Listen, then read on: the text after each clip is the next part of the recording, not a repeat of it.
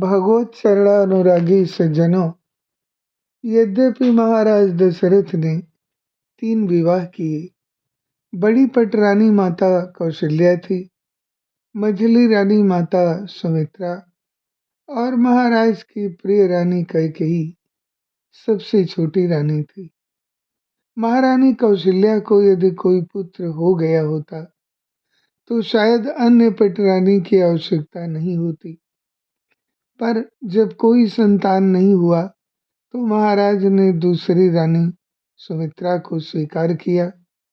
मझली रानी से जब कोई संतान नहीं हुआ तो महाराज ने कैकेयी से एक अन्य विवाह किया।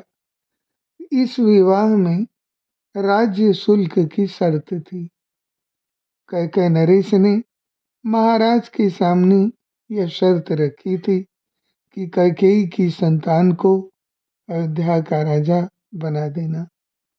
पर रानी कैकेयी की भी जब कोई संतान नहीं हुई तो उस परिस्थिति में पुत्र यज्ञ संपन्न हुआ।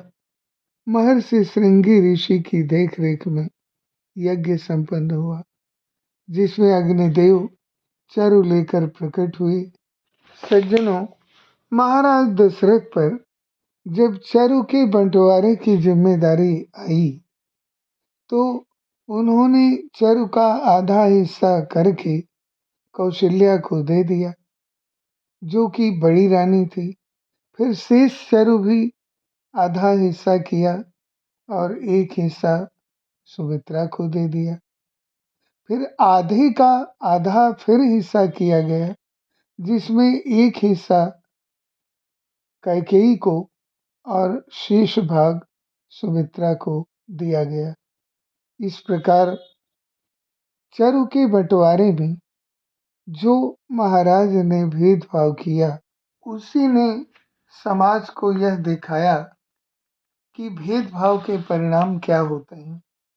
अगर दशरथ ने समान वितरण किया होता तो शायद कैकेयी में असुरक्षा पैदा ही नहीं होती और राम को बन जाकर राम राज्य की स्थापना और बुराई का अंत करने का शायद अवसर ही नहीं मिलता। राम यही चाहते थे कि धर्म में सभी बराबर होनी चाहिए।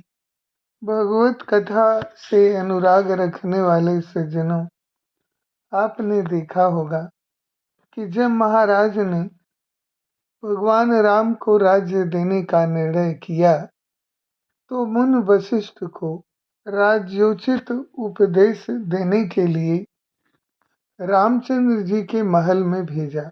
गुरु के आगमन पर राम ने कहा, प्रसंग है कि प्रभुता तज प्रभु कीन्हि सनेहु, भयउ पुनीत आज यह गेहु। आये सो होई सो करऊं गोसाई, सेवक लहई स्वामी सेवकाई।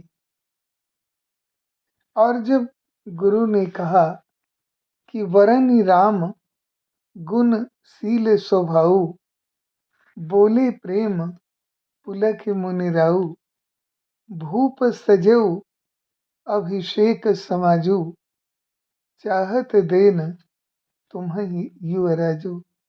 भगवान के राम गुण, शील और स्वभाव का बखान कर मुनिराज ने प्रेम से कहा कि हे रामचंद्र जी, राजा ने राज्योचित तैयारी की है, वे आपको युवराज पद देना चाहते हैं।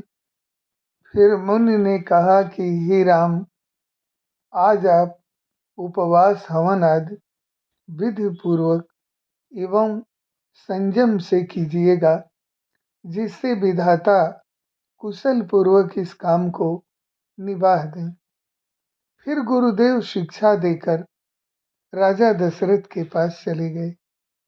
तो राम को प्रसन्न हो जाना चाहिए था, पर रामचंद्र के हृदय में यह सुनकर खेद हुआ और उन्होंने कहा कि जन्मे एक संग सब भाई, भोजन शयन केली लरिकाई, करन बेध उपवीत बियाहा, संग संग सब भय उछाहा।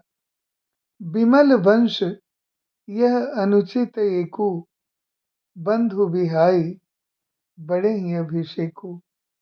प्रभु सप्रेम पछितानि सुहाई, हरेऊ भगत मन कै कुटिलाई।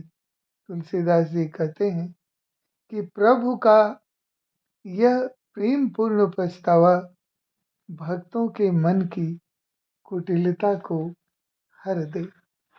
सज्जनों, इस प्रकार हम देखते हैं कि यदि मनुष्य अपने अहंकार और मेरा तेरा का भाव त्याग दे तो यह धरती बैकुंठ से भी सुंदर हो सकती है।